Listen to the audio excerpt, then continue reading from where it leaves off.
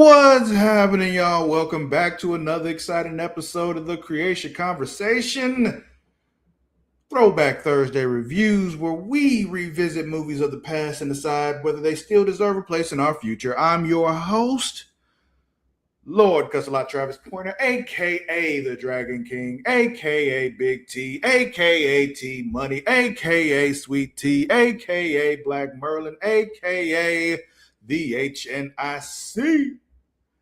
And I'm joined this week by my co-host, the patron saint of the perverse, the Warden Matt Ritter. How you doing, Matt? Just couldn't pull that clip up in time, could you? I stopped doing that a while ago, dude. Yeah, I know. Well, Mara's been here, so Mara's been saying it. Mara says it every week. And But Mara's I've not here, you use the clip. also started saying it before too. Don't do that. Listen. A while back, you had some work shit going on, and you missed about a month of the podcast. And then Mara had some child rearing stuff going on, and she missed a month-ish of the podcast. And now I, for whatever reason, had 3 weeks off. Now, mind you, 1 week we didn't have a show, but still, I got my little vacation. And during my vacation, Travis, I watched so much shit. I've been playing Pokemon and Fortnite. That has not changed. That is not going to change. That's just what it is. And when Winds and Waves comes out, until Dynasty Warriors drops and I can get that, it's going to be the same shit. I play Fortnite with John. I play Pokemon with me. And Zoe. Zoe actually beat Lieutenant Surge. She's now beat her third gym. Oh, snap. And then she got a little distracted and got onto some other shit. But she keeps bouncing back and forth. She'll see Daddy playing, and then she'll want to play too. She also started playing Dreamlight Valley on the Xbox, the Disney game. Yeah. Mm-hmm. Yeah. So she's been all into that and excited about that. So that's been going on for the last couple of days. But me, I don't remember if I told you guys that I went and saw Backrooms in theaters, but I saw Backrooms in theaters. Kate and I rented Obsession and watched that. That was as good as everyone was saying it was. Like, there's a reason those two movies are getting a lot of hype this summer as far as horror goes. Mm-hmm. I watched Undertone. That was fucking creepy.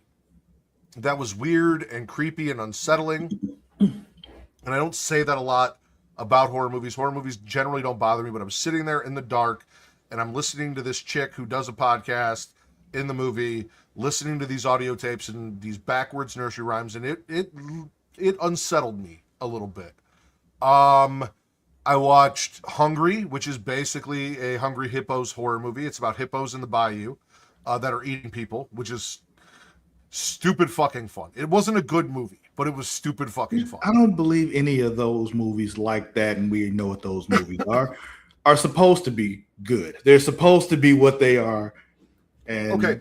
When I say it's not a good movie, I wouldn't say it's a Jaws, I can't even say Jaws. I wouldn't say it's a Lake Placid or something like that. Like, Lake Placid is probably better than this was, but it was still stupid fun or Anaconda. Like, I'd say those are a tier above this. You say it's like a Cocaine Bear?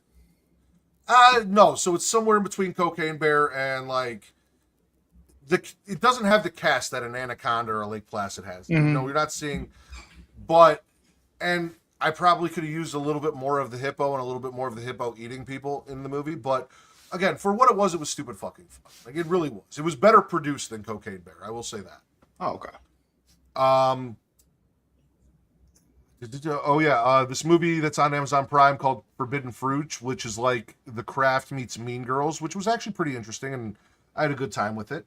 But most importantly, the thing that I had been my most anticipated movie of 2026 has come out, and I got to go see it in theaters, and I absolutely fucking loved it, and that was Evil Dead Burn. And if you want to hear me talk about how much I loved Evil Dead Burn, there is an episode of Getting Off that we dropped special the weekend that Evil Dead Burn came out, where me, Reek, and Katie all went out opening weekend and saw it, sat down, and reviewed it, and you guys can go check that out, but I fucking loved it. And then House of the Dragon. I watched that. That's the thing that I did. So. Yeah. I also watched House of the Dragon, and Day Day is going Day Day. Uh-huh. That's all I can say there. Because Do we really think that if he brought his daughter to Rhaenyra and explained the situation, that she would have killed that little girl? yes, Really? yes. How? That she got on a dragon and she could not control the dragon because it was a wild dragon and she was just trying to help. Her niece. Her stepdaughter. Actually, it would be her cousin, not her niece, because Dede is her uncle. Yeah. Her stepdaughter cousin. Yeah. That family. Anyway, yes, I do think she would. Not 100% guaranteed that she would, but I think there's enough of a chance that she would that Daddy didn't want to risk it. I guess that's the better way to put it. I'm not saying it's 100% guaranteed. If she brought that kid back, Rhaenyra would be like off with her head, but the chance is not zero. And if the chance is not zero, I wouldn't risk it either. Okay. Now, as far as killing that random goat herder, just out minding his own damn business. I mean, to be fair, that random goat herder might have died anyway because literally sheep stealers flying around there. So he's going to steal your sheep and he's probably going to burn you in the process. So, but he's been around there for a while, and I feel like the people around there know when you see him, just let him have the sheep. Yeah, maybe. My other question is Aemond alive or dead? Aemond's alive because we didn't actually see him die, and I've decided that in the world of Game of Thrones, until I see you take your last breath, you are not dead. And sometimes we can see you take your last breath, and then they'll bring you back as a giant zombie. Yeah. Or your Jon Snow. Yeah. What is the witch he will die, but I don't think he's dead yet. What is the witch doing with Aemond? I don't know. I don't know. Tie him to the bed, use him as a toy when she feels like it. I don't know. Have no idea. But I did enjoy going back to Daemon and his daughter when Caraxes realized that something was there, and he just like, wait a minute, hell no. And he swings around over here and show up at that cave and he's like, smell like bitch in here. It was so fucking funny. Because it's just like, why are you yelling into this cave like that? Like, oh man. And then the two of them going back and forth. It was like that, that video, like, what's your name? That thing, that back. Well, fuck you, Tony. Mm-hmm. Yeah. But yeah. Anything else? I don't like the Queen this season. She's been dealt a real shit hand, but yeah. She really has, but also I have a hard time with the often, like, the whole thing is, and maybe it's probably the point of it all, and just because it's the point of it all doesn't mean I have to fucking like it, but like, she was mad at Jace and everyone for not treating her as the queen that she was and allowing her to make decisions and locking her up and blah, blah, blah.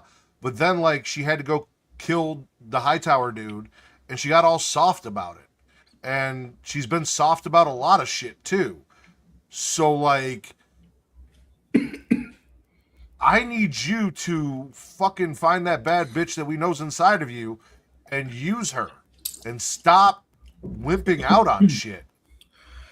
And the real thing is, I get what you're saying there. Because, like, yeah, her father taught her how to rule and all that kind of stuff, but she hasn't done a lot of grunt work before. So it's like, that's new to her.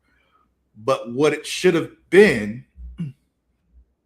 she shouldn't have had to be in that situation where she was put in line to be queen in the first place, because Viserys shouldn't have been king. Like, Rhaenys should have been queen. That's the whole thing. Like he only became king because they didn't want to make Rhaenys queen. She was ready. She could have handled all of it, but as far as Rhaenyra goes, yeah, she wasn't taught everything. I was talking to Amani about this too, where it's strange because from the world they established for us and taught us in the original Game of Thrones series is outside of the Starks, all these noble houses and stuff, when they were executing somebody, used a headsman. Like they had somebody that did their executions for them. Okay. But a lot of people are cutting off their own heads right now. And I'm like, I thought y'all didn't do that. You know? So it's interesting that they're doing it that way, because not only are the Targaryens doing it, the Hightowers are doing it too. Like we've seen a lot of them doing it themselves when they're just like, I thought y'all had people that did this for you. And that was like one of the things that made the Starks more noble than the rest of them, is because they had this whole idea the one who passes the sentence should swing the sword. And most of the other houses didn't do that, but the Starks did. So I find that odd. But that might be just me being nitpicky. It was just something that stood out to me. I don't like when people break the lore that they establish, you know. Hightowers. What was with fucking, what is it, Ormond? Which one are you talking about? The one that took over the fucking town. Yes. And let all of his soldiers. Yeah. So Ormond, he threatens and yells at his soldier, and then has fucking baby Targaryen murder the fucking dude anyway. So here's his thing. They kind of bitch. Well, yeah, he is a bitch, but he has this thing of like, okay, let's do what the people expect us to do out in the open, but behind closed doors, we do what we need to do. And to him, what he needs to do is establish and take care of anybody who does anything to their household. So, yeah, on the outside, that other soldier, whatever, yeah, everything he said he was going to do to him, I believe he actually did to that dude. That all happened. But this other dude put his hands on a high tower, so he has to die. But you couldn't do all that out in the open because the people in the streets would go nuts and all that kind of stuff because you did that out in the open. But you just take him out behind closed doors because we just can't let that person live. Well, I mean, it was a Hightower soldier. It wasn't a Hightower. Well, but he's part of it. But he's under them. So I think that's kind of what his mentality is there. It's some fuck shit, but I think that's how he's perceiving things and why he's doing things that way. Okay. But he also he made Dern or Darian, whatever the fuck his name is, do it because he's trying to control him, because he's trying to put him on the throne and he wants to control him while he's on the throne. So, like, you want to be a good son to me. You want me to be happy with you, right? And all that kind of shit. So he's keeping him under his thumb. Yeah. So I think that may have been more important than killing that dude. It was more about controlling him. And Aegon's fucking up. He just can't keep his goddamn mouth shut. Jesus Christ, dude. You're trying to get killed. Trying. And now you had to kiss shit on a boot, you know? Mm-hmm. Is Sunfire alive?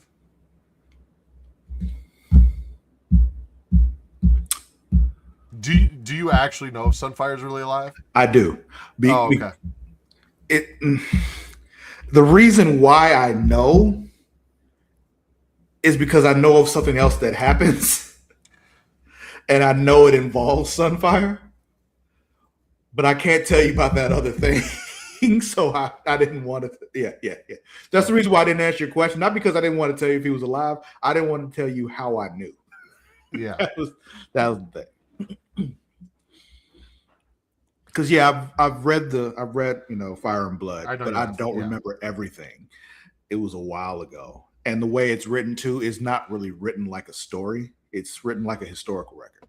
So which is why I have such a hard time with shit like that. Yeah, so it's like reading a history book, but like It's I like never enjoyed that. but you're reading a history book about, I don't know, trying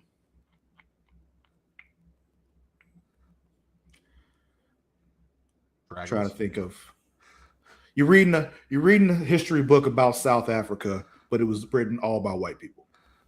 Okay. So that's what Fire and Blood is. It's all written from people in service of the Targaryens. And the line that ended up winning all this and being the ones that are in charge are the ones that wrote this. So it's written on a very slanted perspective. No, I got you. Which is why a lot of things that happened in the book happen differently in the show. It makes sense because in the show they're showing what actually happened, but in the books it's like this is what we say happened. Well, because Travis, we have very good experience with that because we read American history, and American history is written by the victors, not by the Native Americans whose land they purged and stole. The Native Americans were portrayed as savages, even to us as children, and we're not that fucking old. Like they were bad. They didn't know God. They blah blah blah. And it's or maybe you just tried to take their fucking land. Maybe you just came to a place where you weren't wanted, brought a bunch of fucking disease, and then started attacking them when they didn't give you what you wanted. That could also be a thing. Yeah. So that's why things are playing out a little bit differently in the show than they did in the books. Like in the books, Rhaenyra's first husband, Linus, whatever the fuck his name was, died in the books. Because as far as they know, he died. They didn't know he left. They didn't know it was a whole ruse and he got out of there because it worked. So they thought he was dead. Wasn't dead. A lot of things like that. But yeah. So like I said, I remember some stuff. Like I know how this ends. So it's just like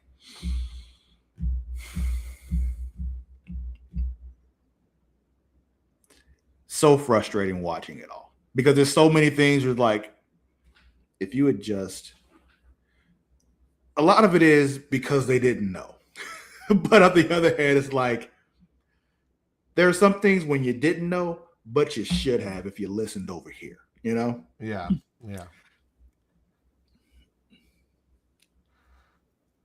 And not been, all up in your fee-fees about things. But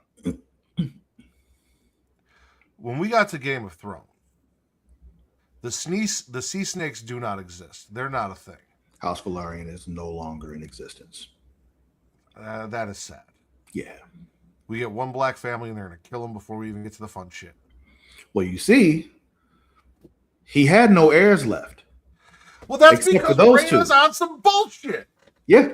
He had no heirs left. He only had Alan and Adam, and she didn't legitimize him. If they never get that name, he's not having any more kids. Doesn't make fucking sense as to why she wouldn't. She's at the end of the day, Matthew, she's still a privileged white woman. I would have loved to see her try and say that if Jace wasn't dead. If all your kids weren't dead, all your bastard children weren't dead, and they were still alive and legitimized, I'd love to see you fucking. Oh, dude, she still has one left that's not legitimized. Well, that is legitimized and is definitely not legitimate. Who? The youngest. She had 3 before. Oh, yeah. And not Ulf, but the other dude. Not Ulf, not Adam, but the third found dragon rider. I like him. Oh yeah, he's cool. Yeah, no, I like him. I have a feeling something with his wife in that town is going to happen, and it ain't going to be fucking good for anybody, though. Yeah, probably. I don't know anything about that, but yeah, the that whole thing when she's like, yeah, maybe at some point, like you wouldn't even give me a timeline on it either. You just say maybe at some point, like Nick, my wife is dead. My home is all burned to shit. My son is gone. Like I have nothing left except for these 2 right here who you have because of me. I just won you this sea battle. I ask you for one fucking thing. Here's one thing. I didn't have to join you. I joined you because my wife talked me into it. To be fair, he can still take another wife and pop out some more kids, some legitimate kids. He could, but he don't want to. That's the thing about men, unfortunately, is generally, and not saying that the seed is still good, and not saying every man can do it, but for the most part, men can just keep popping kids out well past the expiration date. Yeah, Like, Lord Valerian still looks pretty virile to me. So yeah, I'm pretty sure. I'm pretty sure. You know, he could, if he wanted to, he could handle some shit. yeah, he could, But he also feels bad about the way Alan and Adam were treated and how they felt about him and all that, and he wants to give them this. So I feel like it's more about that and her being fucking stupid this season, just pissing me off every fucking episode with some new bullshit. yeah. She also showed up and realized it wasn't all good. She walked in like, "What the fuck you mean ain't no money? Like, what are you talking about? We come here and there's just no money. The fuck were y'all gonna do if I didn't show up? Y'all was just gonna be in here broke? Like, what the fuck? Yeah, you need What to were find y'all that fucking doing? money. I mean, ain't no money. Like, guards all over the place. Luckily, the gold cloaks are back. It's just, oh my god! And then you got all these people who's out Well, in the the Gold street. Cloaks found some fuck shit too. Oh well, yeah, they still work for Damon. They were trained by him, so they They're do still what he would do. they're back, but they're still the police. Like, Yeah. it's It's just, oh my god, like it's funny because you see him like, oh right, they did do that shit. Because remember in the first season when he formed them, how fucked up they were. We hadn't really seen that recently, and then like, oh, y'all just. But yeah, she shows up her first day and is just like, yeah, we ain't got no food because you blocked it all off. Like, oh, right, I did do that. But when you did it, all the people up in charge and shit just took everything. And so we ain't got nothing. She's just like, fuck, now I got to find them food. I'm going to find them food. That sucks. Wait the fuck. Wait, my period's starting too? Fuck this. And it's just, yeah. And the veil fell fairly far because, listen, we went from the Lady of the Veil being this gorgeous woman who was handling her shit and not taking shit from anyone to fucking Lisa Aaron, who had a fucking 14-year-old suckling her tit. Yeah, that happened after, yeah. That's because, old John Aaron wasn't around no more. So he was actually supposed to be the one in charge. She got him killed. Yeah, I know.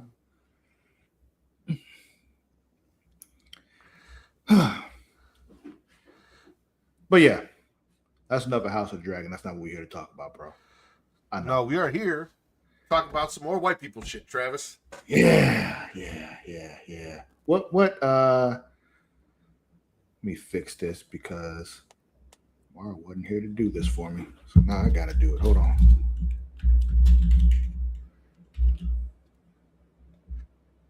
What movie did we watch, Matt? We watched 1989's The Burbs. And I picked this really just for one reason. Because you already watched it for your other show and you wanted to double dip? That is correct. That's 100% correct. And the way it was actually supposed to work out, if I wasn't off on a 3-week hiatus, was I had mapped it out to where it was going to be my turn, and when it was my turn, it was going to be the same week. And it would have been perfect. We would have dropped the Burbs episode for getting off on Sunday, and then that Thursday I would have made you guys watch it, and I would have watched one movie for 2 shows. But I mean, this is, in all reality, a much more comedy than horror, but a comedy horror classic from the 1980s. It has a great cast. You watched the Keke Palmer series, right? Indeed, yes. It spawned that awesome TV series that came after that, which is I'm sure you saw the similarities between the two watching it, but I saw the where show they is diverted. very different from what the movie was. Yeah. But I understood why the movie was what it was. It was 1989. It's not like all the twists that we were able to do with the Keke Palmer show were possible because that way that movie worked back then, because that's the way movies worked then. And then, you subvert those tropes now because those tropes are what people expect. So you can kind of weave around those, like, surprise. So. But I mean, for me, it's a fun classic movie. It's something that my mom, again, just like Nothing But Trouble, even though she didn't remember that, she remembers The Burbs. My mom fucking loves this movie. And she is a 60-year-old white woman, so it completely makes sense as to why, but she loved this movie. And even Katie, who had never seen it before, said that she was in a bad mood, sat down and watched this movie, and it made her laugh, and it kind of put her in a good mood. So it does have that effect. A little bit of trivia. Obviously, we talked about the TV series adaptation in 2024 on Peacock. Keke Palmer headlined the series with Brian Grazer and Seth MacFarlane producing. The series, premiered on February 8th, 2026. It was ordered back in, it was ordered, and almost 2 years later, a year and a half later, it came out. We watched it. We enjoyed it. There are, apparently, when it was filmed, there were 3 endings for this movie filmed. And Joe Dante said that none of them actually really worked. So what they ended up doing was, where did it go?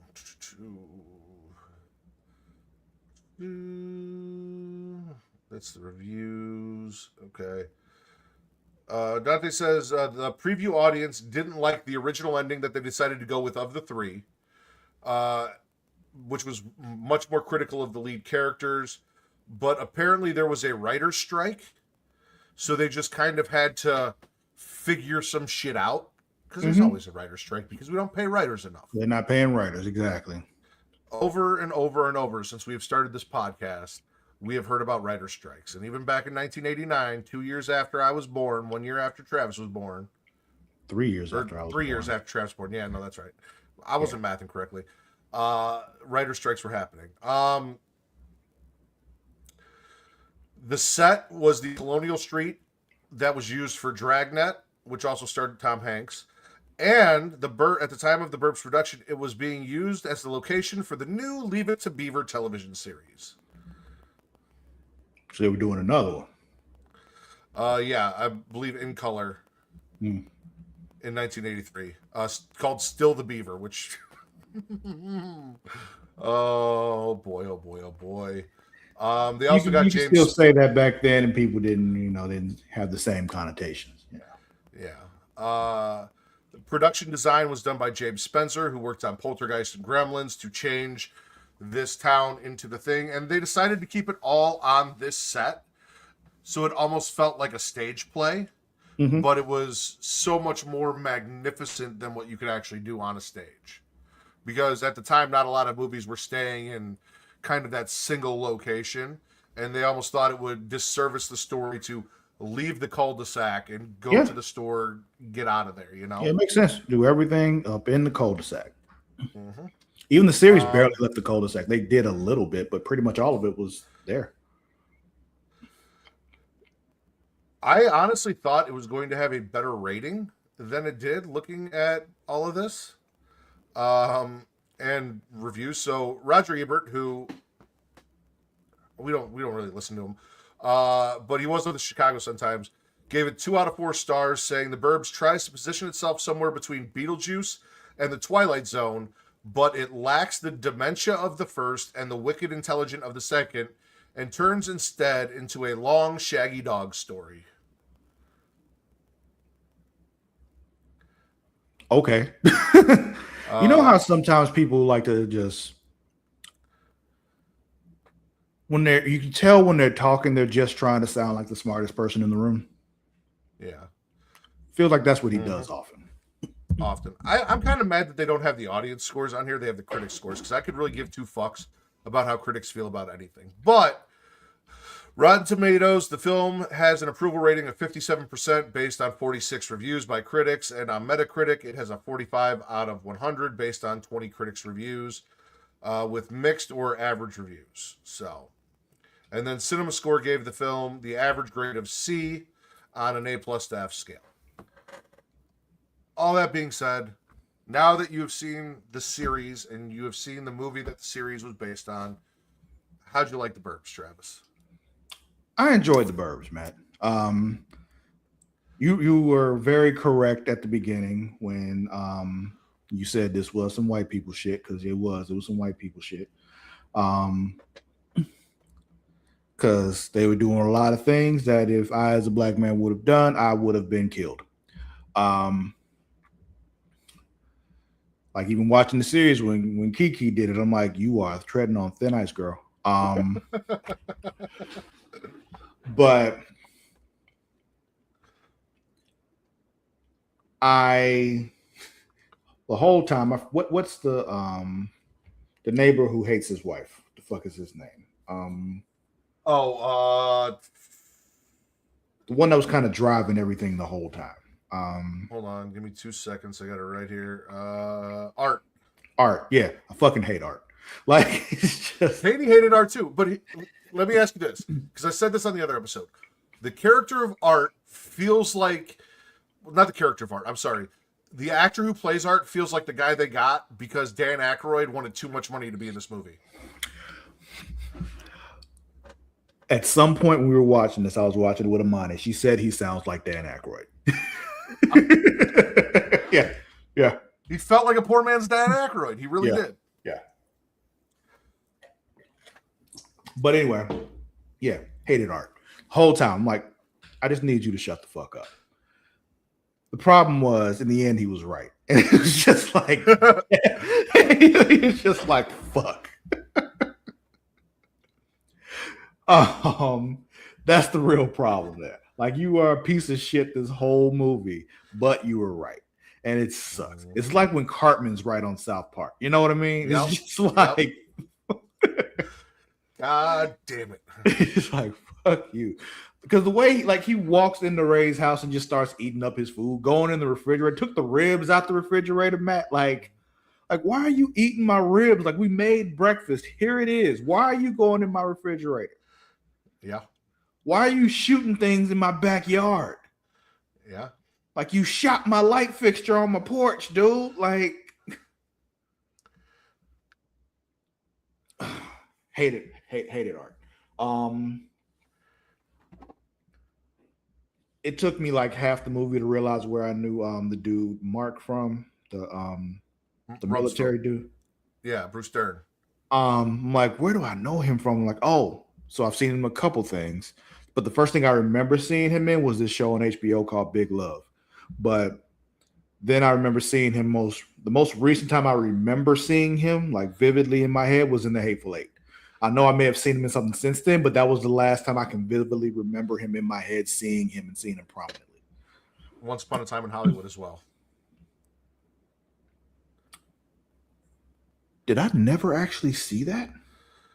I don't know. I thought Inglourious Basterds was the only Tarantino movie I hadn't seen. Wait, did I never actually see Once Upon a Time? You know what?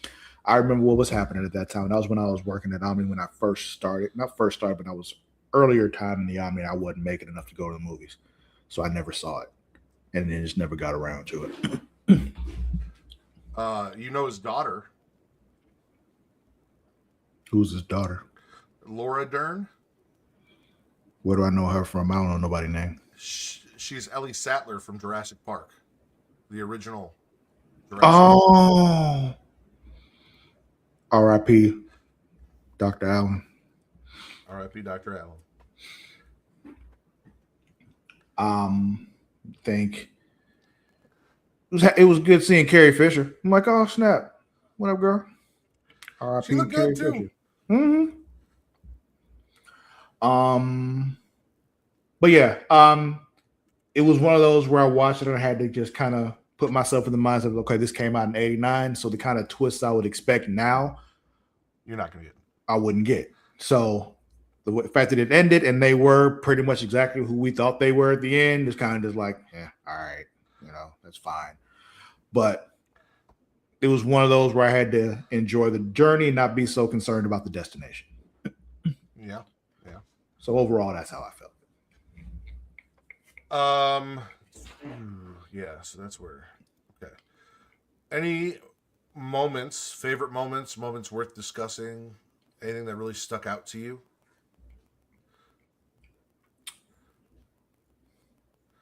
My favorite moment of the entire movie is after he gets blown up in the house and he's sitting there and Art's still going on, and he tries to murder Art because he's just fucking over done. He's just done. Yeah, and he yeah. takes the stretcher and he throws it into the ambulance and It's throws like, himself take me on to the the stretcher. hospital. Fucking love that.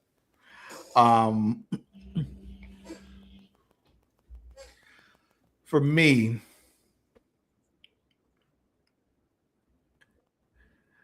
probably when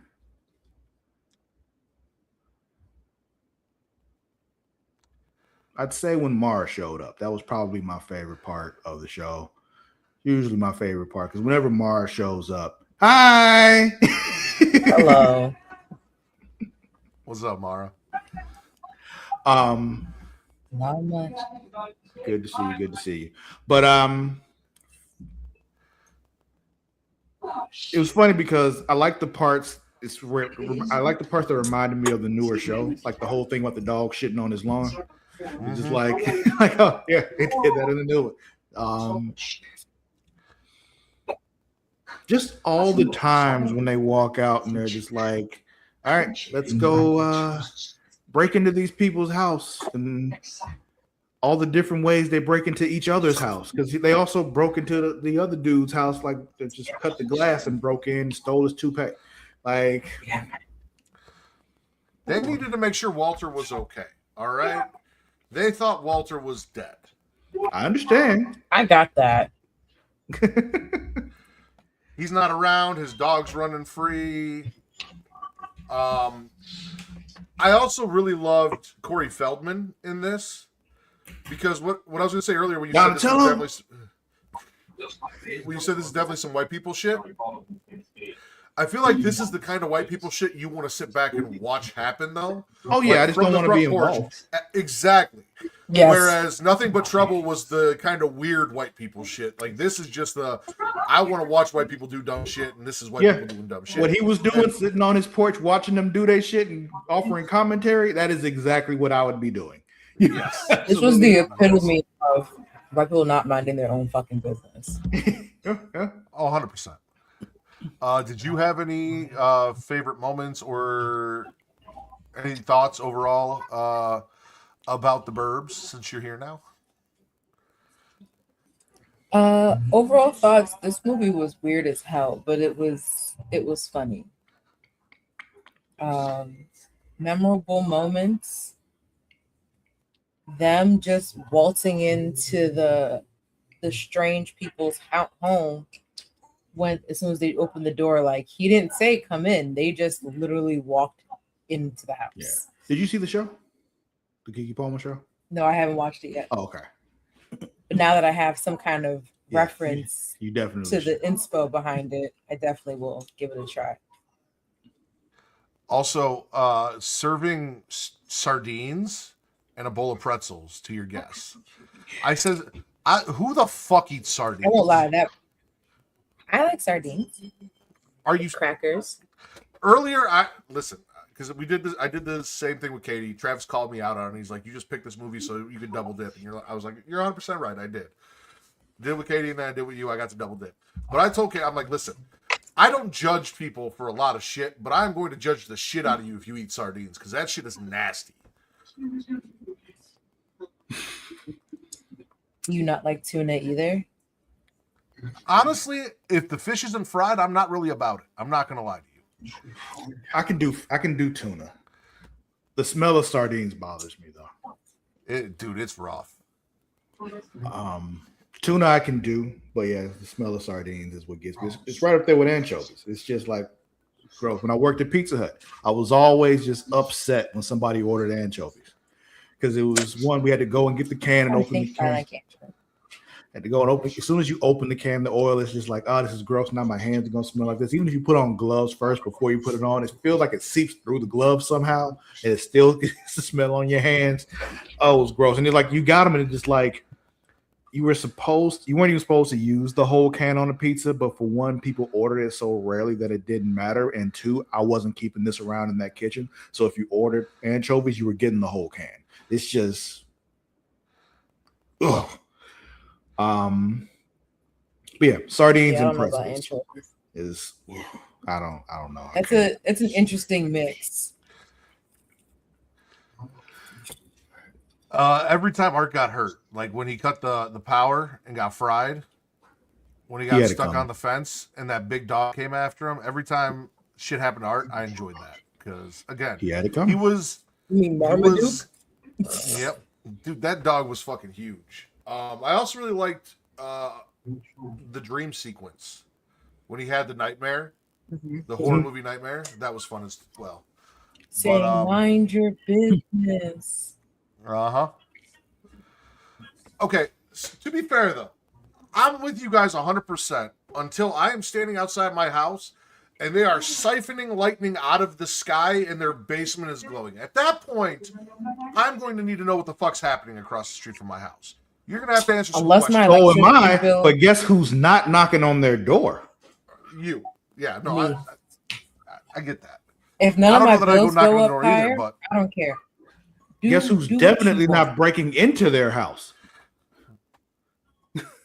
Staying my black ass at home. Especially digging in the ground of their basement. You don't, because he proved exactly what was true. You don't know where gas lines are and all that shit. And look, now the house blown up. we mentioned most of the cast already. Tom Hanks plays Ray Peterson. Bruce Dern plays Mark Rumsfeld. Bonnie Rumsfeld, Any his hot relation wife. to Laura Dern? Yes, father. Okay. Which I saw the name and I was like, Travis knew her when I said Dr. Ellie Sattler, but did not recognize the name Laura Dern before I said Jurassic Park. Wendy Shaw played Bonnie Rumsfeld, his hot wife. Corey Feldman played Ricky Butler. Carrie Fisher played Ray's wife, Carol. Henry Gibson played Dr. Werner Klopek. Brother Theodore as Uncle Reuben Klopek. And then, if you guys have seen Children of the Corn, Courtney Gaines, who is one of the main antagonists in Children of the Corn, plays Hans Klopek, the silent, weird nephew with the red hair that runs and puts bodies in garbage cans and all that sorts of shit. And then Gail Gordon plays Walter Seisnick. And then we got a bunch of not really important supporting characters, except for Darla as Queenie the dog. Oh, and Dick Miller, who I love because I have found Dick Miller in so many different random, like, B horror movies. Like, he's in Gremlins. He's in all sorts of shit. He just pops up out of nowhere. He's in fucking everything. And he was one of the garbage men. The angry garbage man that was not helping them dig through the trash was Dick Miller. Yeah, I've seen him in a lot of stuff too. He just randomly he's just pops in up and everything, stuff. dude. Yeah. But It's always all just some random dude in the movie. He's never like the main dude or any like the second to the main dude. No. He's just some dude that's there, like the garbage guy. Or like, wasn't he the delivery dude in Small Soldiers? Yes, he was. Yeah, He's it's the always dude in something Small like that. Which is, so me and Katie have talked about Dick Miller a bunch of times, and I was like, yeah, you know, he was in this, he was in this, he was in this. I'm like, he's the delivery guy in Small Soldiers. She goes, oh, I fucking love Small Soldiers. I need to go watch that. Everyone loves Small Soldiers. But Hold on, Matt. Mara just made a face. Do you know what Small Soldiers is? nope. well, Mara, that I'm assuming expansive left ones or dwarves. incorrect on both fronts. But that expansive movie library you recently got a little bit of access to, it's in there. Mm-hmm. Think Gotcha. Toy Story on crack. Oh. Can I keep looking through your library? Yeah, go ahead. Okay. Some of the stuff in there I put in there for Zoe. Some of the stuff I bought for Kate. A lot of the stuff in there is mine. But yeah, no. You can go in there and watch whatever you want. Sweet. Travis, side note for you. The next Kate, so not the next episode of Getting Off, because the next episode of Getting Off is finishing up the Alien franchise. But after that, Katie is watching Puppet Master for the first time. Which one? The first one, the original. Yeah, okay. Well, I told her it's your favorite horror franchise, and I It figure is. if she's going to start with one, she should start with the first one. She should. I understand why you have her watching the first one, but I feel like they don't really get good till the second one. And by good, I mean good for what they are. I'll explain that to her when we get there. But yeah, no. We decided on one, and I threw it out there. I'm like, this is Travis's favorite horror franchise. She's like, all right, we'll do this. So we're doing the original Puppet Master. That's how we're here. So the plot, suburban homeowner Ray Peterson is home on a week-long vacation. Late one night, he hears a strange noise coming from the basement of his new and reclusive neighbors, the Klopeks. Ray and the other neighbors, nosy Art Weingartner, Vietnam War veteran Mark Rumsfeld, and teenager Ricky Butler, gradually suspect the Klopeks may be ritualistic murderers. On another night, they observe the youngest Klopek drive an oversized garbage bag to their curbside garbage can and aggressively mash it down. Later that night, during a rainstorm, Ray sees the Klopeks digging in their backyard. In the morning, Ray, Mark, and Art search the garbage truck for human remains, and after the Klopeks' trash can is collected, but find nothing. Mark's wife, Bonnie, finds the neighbor Walter's dog, Queenie, running loose. Worried about the elderly man, Ray, Art, Ricky, and the Rumsfelds enter Walter's house and find overturned chairs and Walter's toupee, but no Walter. Ray collects Queenie, leaves a note for Walter, slips the toupee back through the mail slot, and sees... Awful note. Awful note. Yeah. Yeah. Ma, I have your dog. We found Queenie running around the block. We took her home to make sure she was safe. Like, I have your dog. Yeah.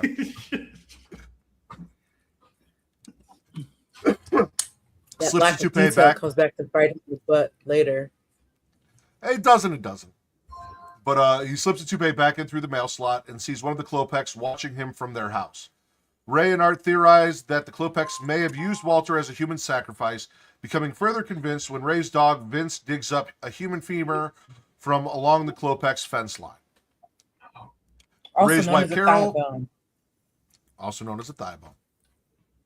Ray's wife, Carol, tired of the men's behavior, organizes a welcome visit to the Klopeks. While the Petersons and Rumfields meet Hans, Reuben, and Dr. Werner Klopek, Art snoops around the Klopeks' backyard and is chased out by their large dog, Landrew.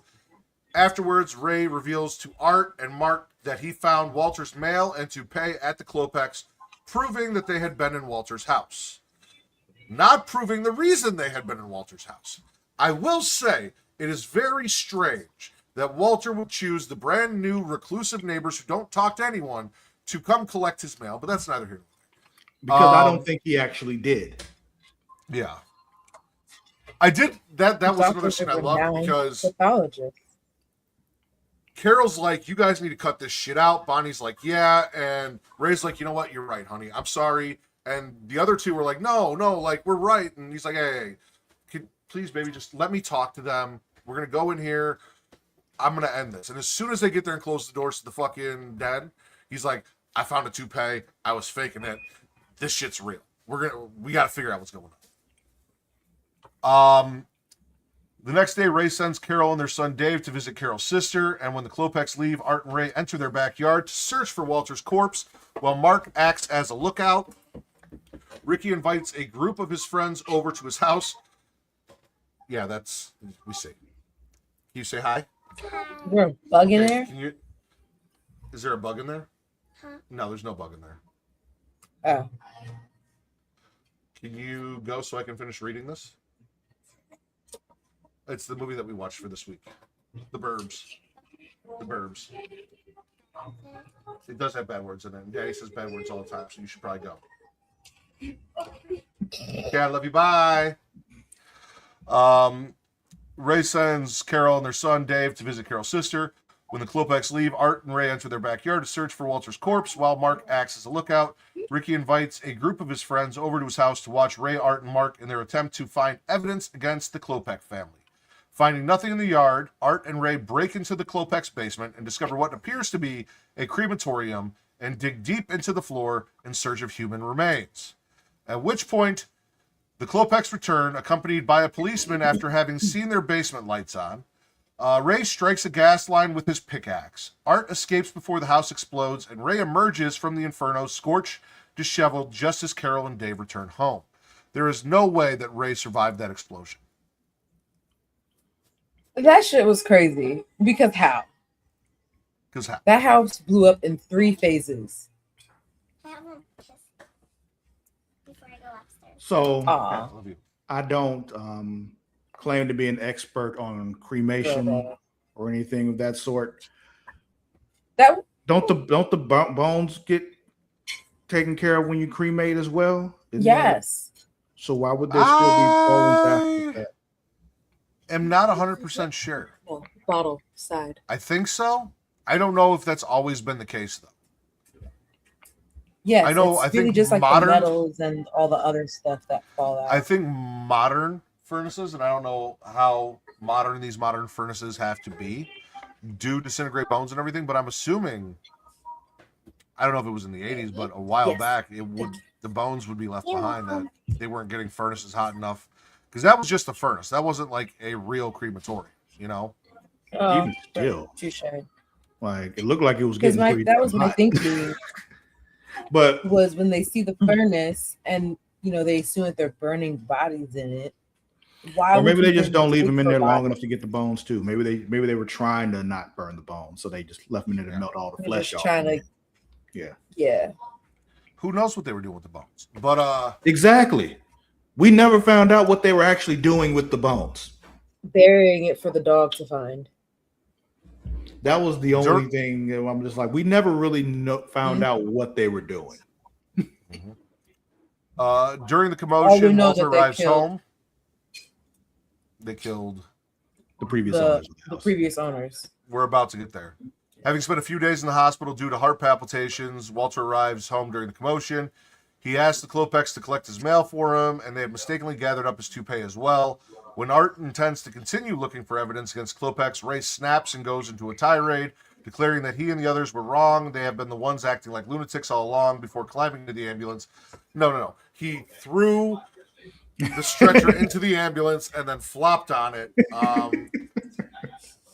Werner then accuses Ray of having seen a human skull in the basement furnace, revealing that the Klopeks murdered the previous homeowners, the Knaps, so that they could live in their house, and that Ray and the others were right about the Klopeks all along. Right for all of the wrong reasons, Travis. Werner attempts to lethally inject Ray as Hans drives the ambulance away. Their struggle causes the ambulance to crash into Art's house, ejecting Werner and Ray, who then make a citizen's arrest. Ricky uncovers the human skeletal remains in the Klopek's car trunk when asked for evidence. And, we don't have any evidence. Is this evidence? The Klopeks are arrested and charges against Ray are dropped. While Art speaks to a TV news crew and explains how suburbanites are out to get criminals in their neighborhoods. Ray states that he and his family are going away for a while and asks Ricky to watch over the neighborhood. We also didn't mention that Mr. Rumsfeld sees Hans trying to escape and tackles the shit out of him. My bad. I didn't know it was going to be that loud. Definitely And loud. I was like, what is going on? not only does Hans get tackled, not only do the Klopeks get arrested, not only is Ray going on vacation with all of this stuff going on, but Art's wife comes home and he about shit his pants because there's an ambulance in the house. Ambulance in their living room. And it's on fire. And it's Art, your house is on fire. Your wife's home. What? His wife being home was the one he was more concerned about. Yep. And honestly, I will say it was funny kind of seeing Tom Hanks out of an element that I was used to. Because you more experienced later, Tom Hanks. You didn't get a lot of the silly. You didn't see Big, huh?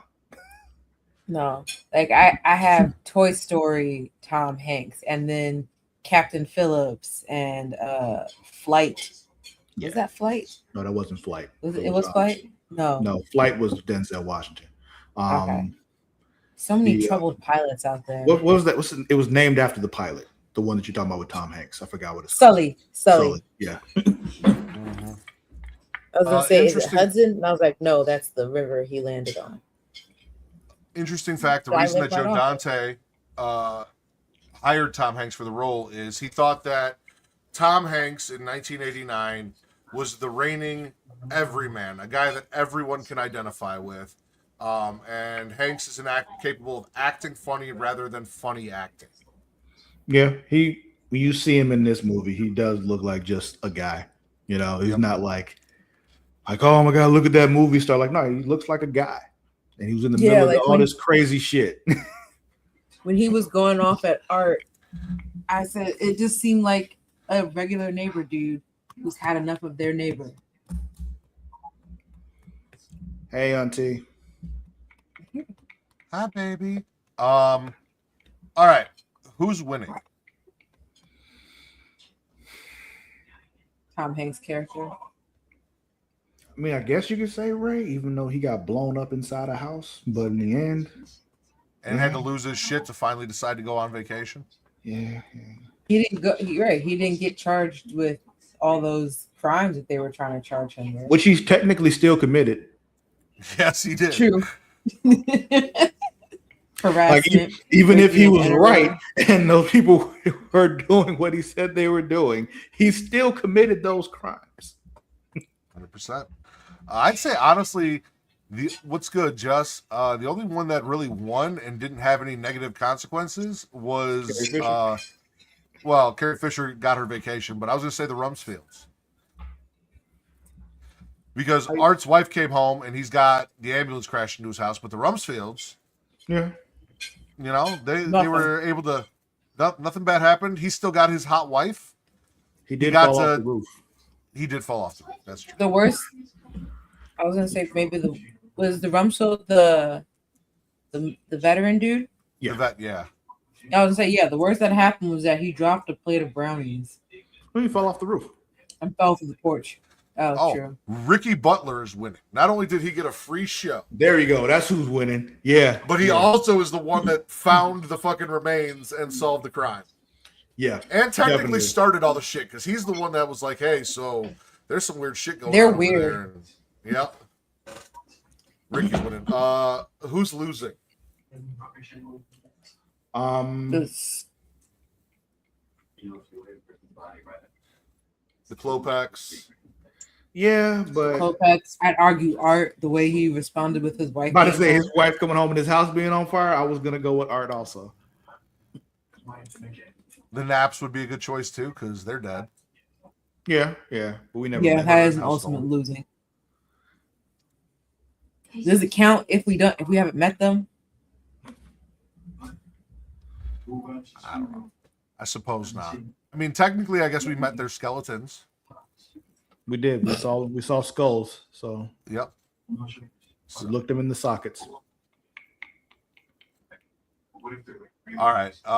Travis, let's start with you. How many dragons out of 5? I enjoyed this. Like I said, despite the ending, I enjoyed the journey, not necessarily the destination. So I'm gonna give it a solid 3 out of 5. All right. Mara? I'll give it 3.5. This was a wild, wacky movie, but it was a fun ride. But all I kept saying to myself was like, why can't white folks stay out of people's business? That's true. Honestly, I said this last time. I really thought that Digital Underground and Tupac was going to save me on this dragon count in a weird white people movie, and it did not.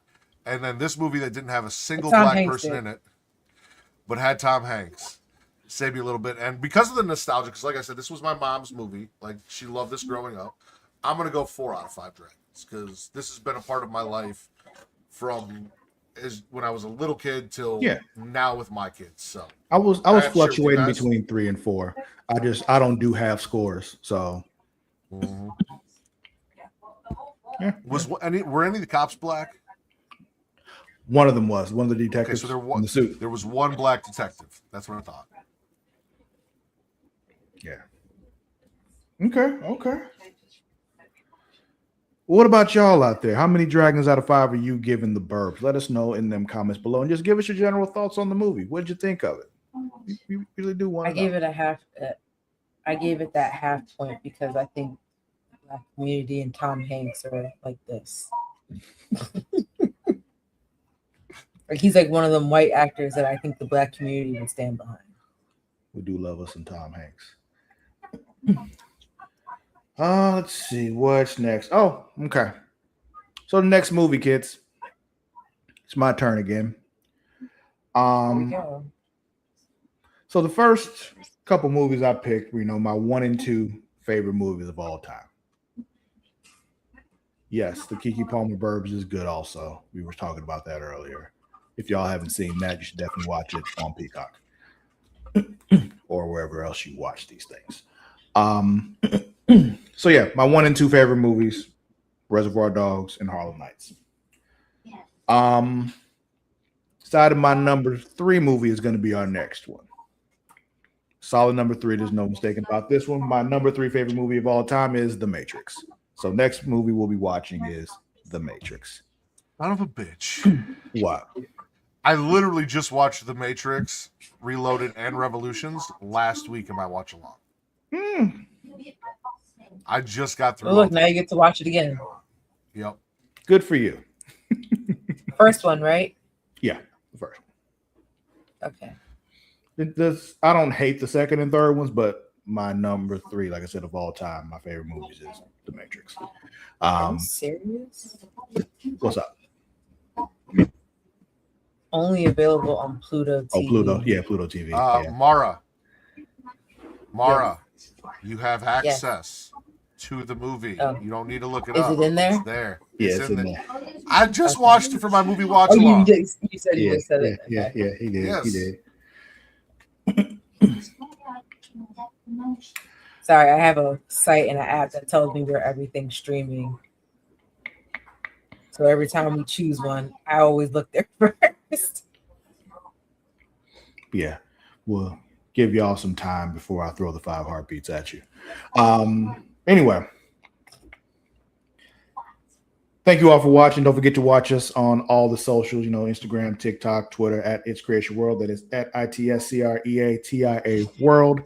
Also on Blue Sky at creatiaworld.bsky.social.